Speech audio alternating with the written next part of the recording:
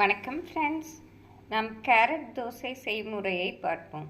இதற்கு தேவையான பொருட்கள்: துருவிய கேரட், பொடியாக நறுக்கிய வெங்காயம், பொடியாக நறுக்கிய பூண்டு, கொத்தமல்லி இலை பொடியாக நறுக்கியது, பொடியாக நறுக்கிய பச்சை மிளகாய்.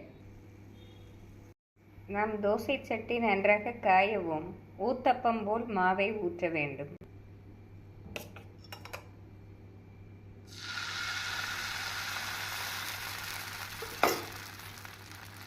நாம் இதற்கு சற்று சிறிய தோசையாகவே ஊற்றிக்கொள்ளலாம்.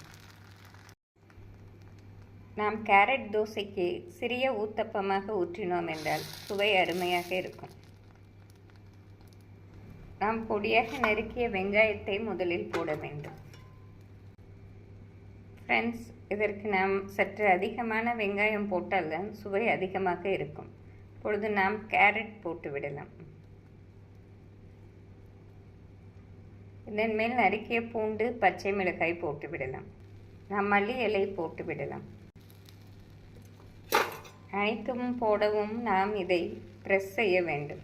தோசை மாவுடன் நன்றாக பதியும்படி அனைத்தையும் ப்ரெஸ் செய்து நாம் மிதமான தீயில் ஒரு 2 நிமிடம் வைக்க வேண்டும்.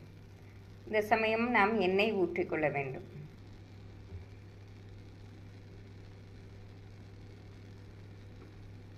எண்ணெய் இதற்கு நாம் சற்று அதிகமாகவே ஊற்றிக்கொள்ளலாம். அப்பொழுதுதான் சுவையாக இருக்கும்.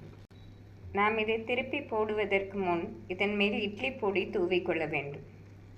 நாம் பச்சை மிளகாய் போட்டதால் 1 ஸ்பூன் இட்லி பொடியே போதுமானது.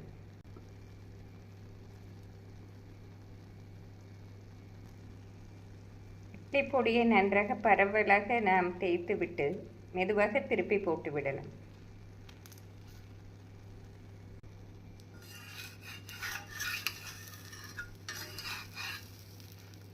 நாம் மிதமான தீயில் வைத்தே வேக வைக்க வேண்டும். அப்பொழுதுதான் கேரட் அனைத்தும் நன்றாக வெந்து வரும். நாம் திருப்பி போட்ட பின்பு எண்ணெய் சிறிது ஊற்றிக்கொள்ள வேண்டும்.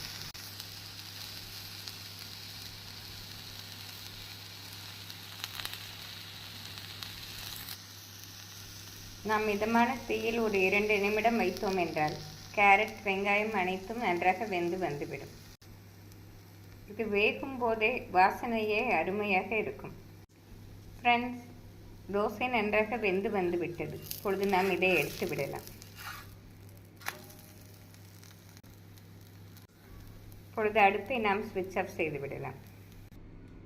ஃப்ரெண்ட்ஸ், இந்த ஆரோக்கியமான கேரட் தோசை நாம் தேங்காய் சட்னி, மல்லி சட்னியுடன் வைத்து சாப்பிட்டோம் என்றால் மிக அருமையாக இருக்கும்.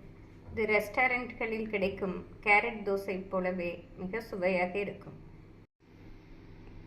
குழந்தைகளுக்கு லஞ்ச் பாக்ஸ் கொடுத்து விட்டாலும் மிக விரும்பி சாப்பிடுவார்கள். கேரட் சேர்த்ததால் மிக ஆரோக்கியமானதாகவே இருக்கும். ஃப்ரெண்ட்ஸ், இந்த அருமையான கேரட் தோசையை செய்து பார்த்து எப்படி இருக்கிறது என்று கூறுங்கள். Thank you friends.